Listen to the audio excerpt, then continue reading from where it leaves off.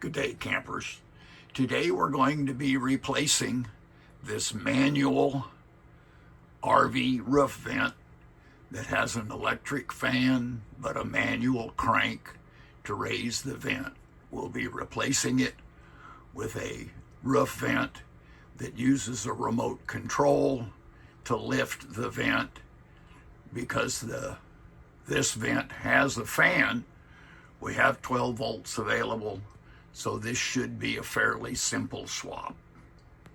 First thing we did was removed the inner trim piece that makes this look pretty. You'll notice that the screen is hanging loose.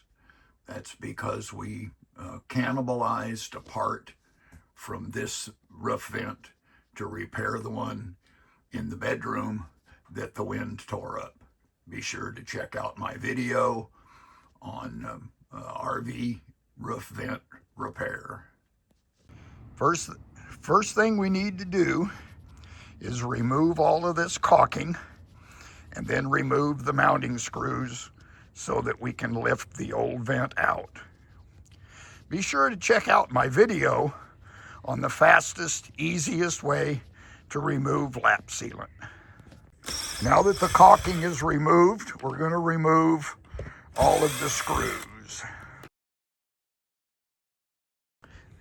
Just as a play it safe precaution, we're using double sticky caulking tape, for lack of a better term, to go underneath the vent, and then we'll use lap sealant on top once everything is mounted.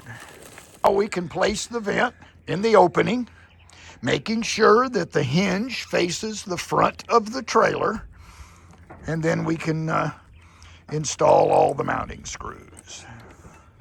And now we can install the mounting screws.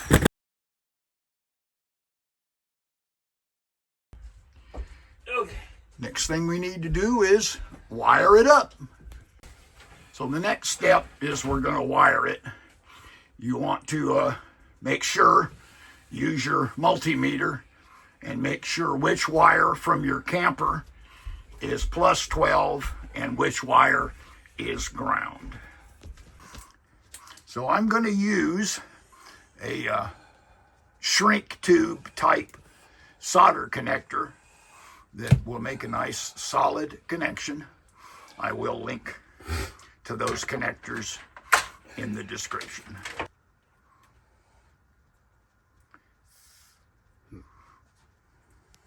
Right? No. So the connectors that we're using are exactly the right size for the wire. So you put the connector on one side, then slip the other wire in and heat it with a heat gun.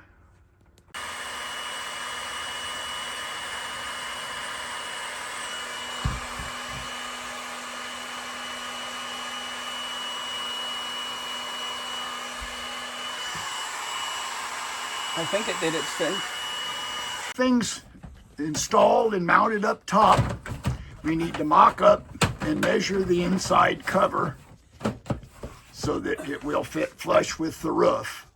This particular vent is over to the side of the RV, so the roof is at an angle, so measuring this will be kind of critical.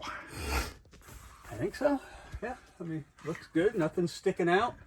So once you have it cut to the right angles, then you can reinstall it and then install your 4 corner screws. And that's all there is to it.